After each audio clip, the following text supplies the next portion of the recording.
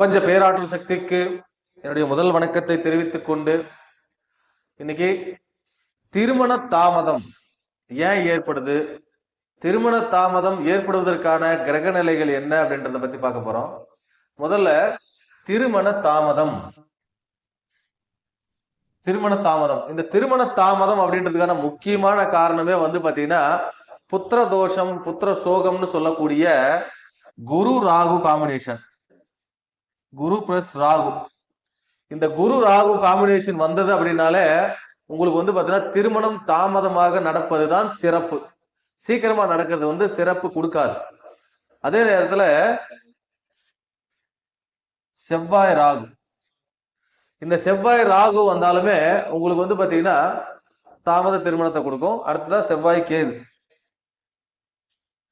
இந்த செவ்வாய் கேது வந்தாலும் உங்களுக்கு திருமண தாமதம் அப்படின்றது நடக்கும். இதுல எனக்கு எப்போ திருமணம் நடக்கும் அப்படின்னு சொல்லி ஒரு கேள்வி இருக்கு இல்லையா? இந்த எப்போ திருமணம் நடக்கும்ன்ற கேள்விக்கு ரொம்ப சிம்பிளாவே உங்களுக்கு ஜாதகத்துல 3, 7, 11க்குரிய தசா புத்திகள் நடக்குதான்னு பாருங்க. 3, 7, 11க்குரிய தசா புத்திகள் நடந்தாலோ அல்லது அங்க இருக்கக்கூடிய தசா புத்திகள் நடந்தாலோ கண்டிப்பாக உங்களுக்கு திருமண காலம் வந்துவிட்டது அப்படின்னு அர்த்தம்.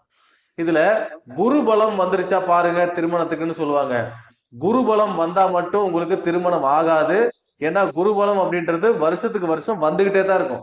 கிட்டத்தட்ட ஒரு 25 வயசு ஆகுது அப்படின்னா அதுல 14 வருஷம் குரு பலம் கண்டிப்பா இருக்கும். ஸோ பாதிக்கு பாதி குரு பலம் அப்படின்றது கண்டிப்பா இருக்கும்.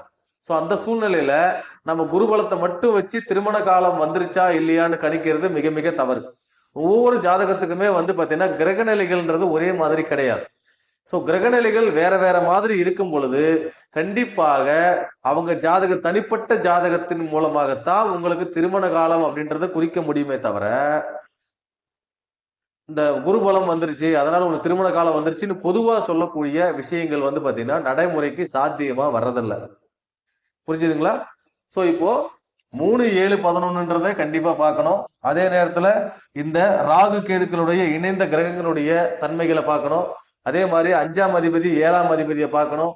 இதெல்லாம் பார்த்துட்டு தான் நாம பாத்தீங்கன்னா திருமண காலம் வந்துருச்சா இல்லையா, ஒரு திருமணத்திலேயே இந்த ஜாதகருக்கு வாழ்க்கை நிறைவடையுமா இல்ல 2 திருமணங்கள் 3 திருமணங்கள் போகுமா அப்படின்றதெல்லாம் அவங்களுடைய தனிப்பட்ட ஜாதகத்துல பார்த்துதான் நம்ம உறுதி செய்யணும்.